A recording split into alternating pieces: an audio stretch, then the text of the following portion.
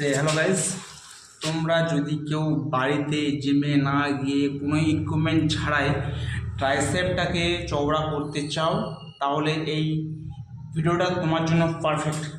তো যে মেন এক্সারসাইজটা দেখাচ্ছিলাম তার নাম হলো diamond push up. Diamond push up হলো হাতটাকে পাশাপাশি রেখে এইভাবে রেখে যে পুশ আপটা দেওয়া হয় এটাকে বলা হয় ডায়মন্ড পুশ আপ।